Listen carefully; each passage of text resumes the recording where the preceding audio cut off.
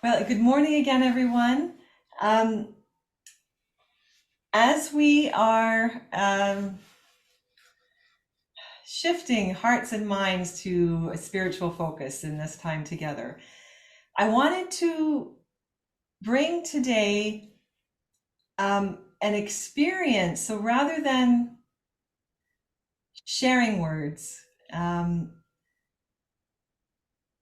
sharing my words, I'm wanting to bring the experience for you to hear some of Swedenborg's words in a different way, to have your own experience. And kind of the theme today is that balance between the spiritual and the natural. As we are spiritual beings living in a physical world, those two realms go together. And our readings today kind of pointed out a little bit of how we as humans kind of live in that tension of the spiritual and the natural. And even Jesus's words, when he said to the people, why do you cry out to me, Lord, Lord, and don't do what I say? Well, how do we take in God's word? And and how do we receive it and understand it ourselves? Okay. So I'm going to be offering a meditation on one of Swedenborg's memorable relations, where he has a little visit to heaven and a little chat with the angels, about the inner spiritual heavenly world, and the natural material world. And so I invite you now to get comfortable. There is a period of silence at the end of the meditation to just allow it to kind of sink in and allow you to reflect on your experience, any insights that you may have had. And then I will invite you back out to join us again, and I will do it gently. I won't yell, I promise. Okay. So settling in.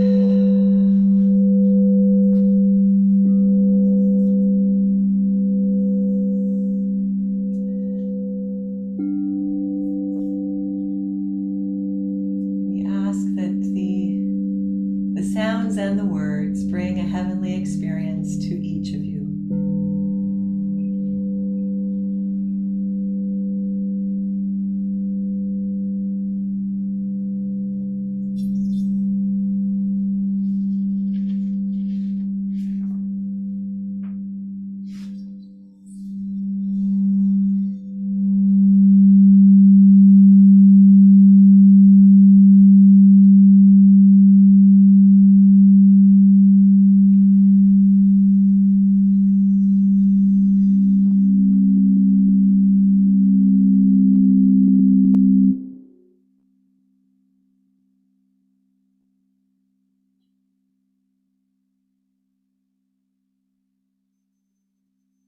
One day I was in meditation on the creation of the universe. Angels who were above me to the right noticed my meditation. Their region had a number of meditations and debates on the same subject. Therefore, one of them came down and invited me to join them. I came into my spirit and accompanied the angel.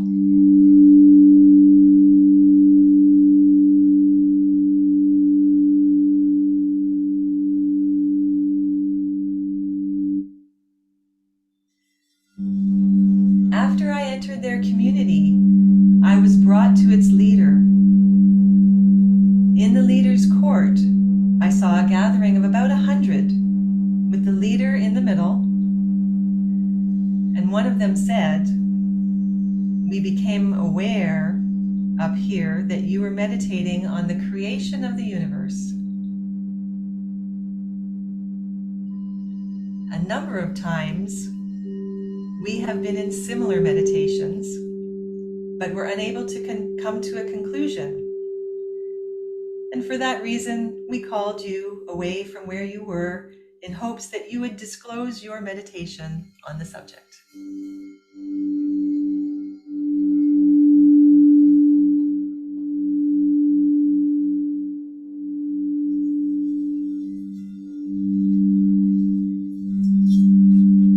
Hearing that, I replied, I will, indeed. For a long time, I meditated on this without success.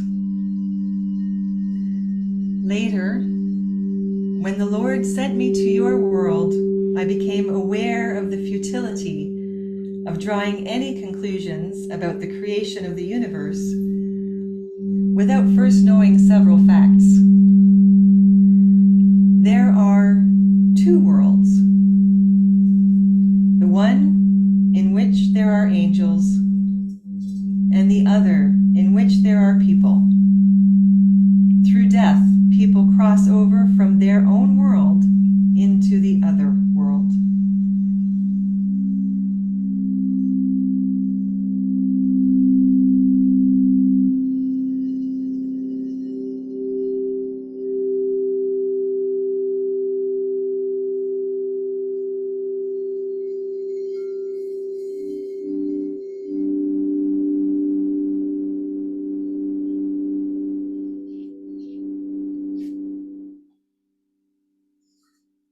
Then I also saw that there are two suns.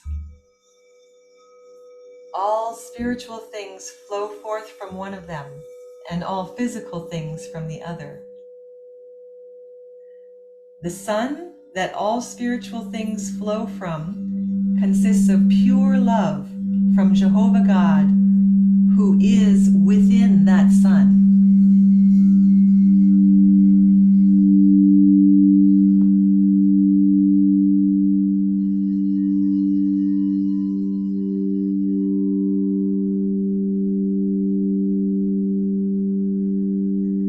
The sun that all physical things flow from consists of pure fire.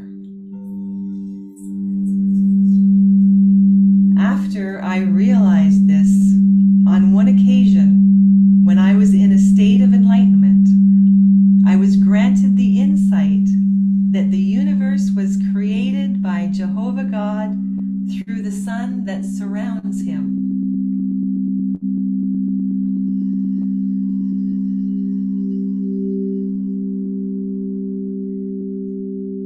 And because love does not exist apart from wisdom, I could also see that the universe was created by Jehovah God from the love of Jehovah God through wisdom. Since then, everything that I have seen in the world where you are, and everything I have seen in the world where I am in my body, convinces me of this truth.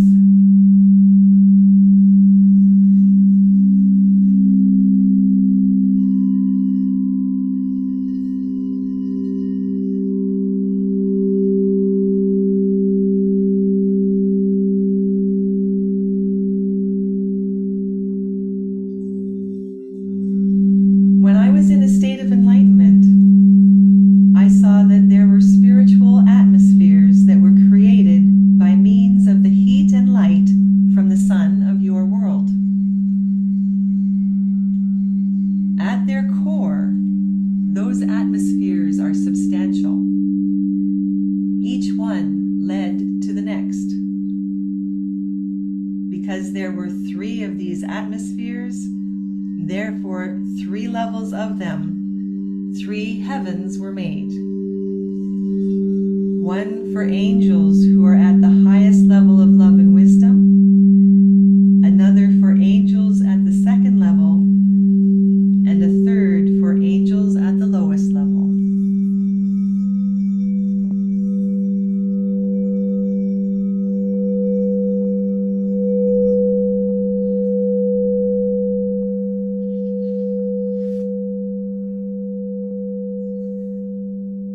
This spiritual universe, however, could not exist without a physical universe in which it could accomplish its useful effects.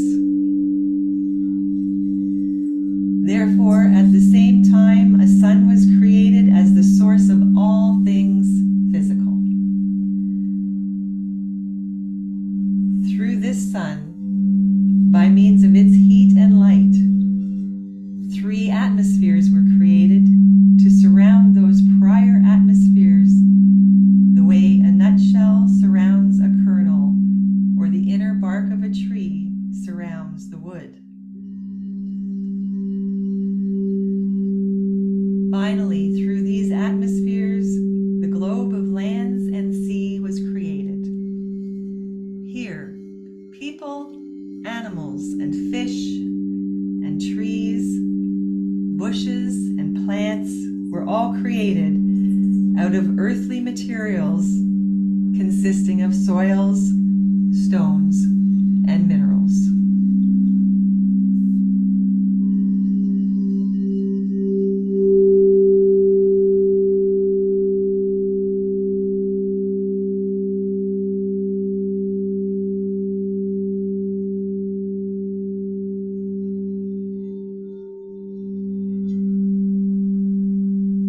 God created the universe through the sun in the angelic heaven, a sun that comes from God's underlying reality and is therefore pure love, together with wisdom.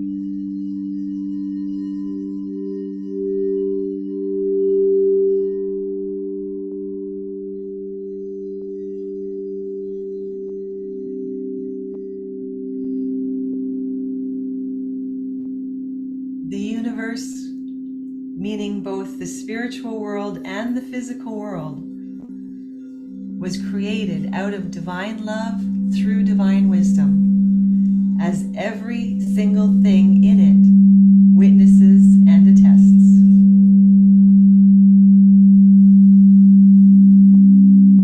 You must keep in mind, though, that the love and the wisdom that become one in God are not love and wisdom in the abstract. Think of them as a substance in God. God is the absolute, the first and the only substance or essence that exists in itself and subsists of itself.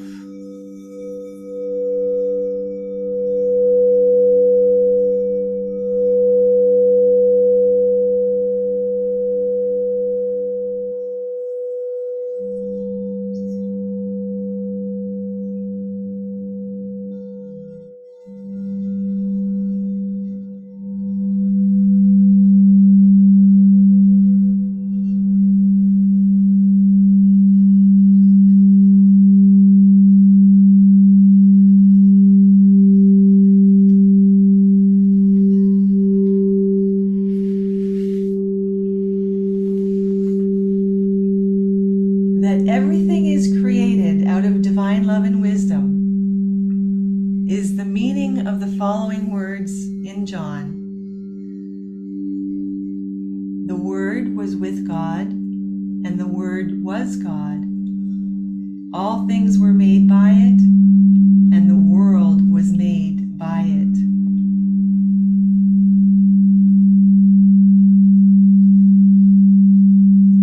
God there means divine love, and the Word means divine truth or divine wisdom.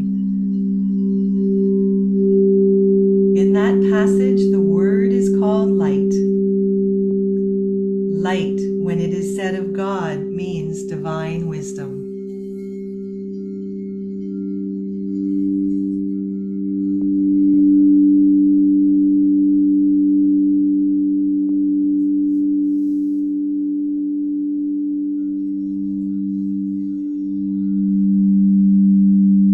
After this, as I was saying goodbye, sparkles of light from the sun in that world came down through the angelic heavens into their eyes, and passed through their eyes into the dwellings of their minds.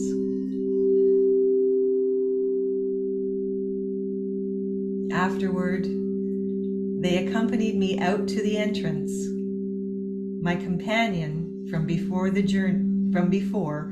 journeyed with me to the house where I was, and then went back up to his community.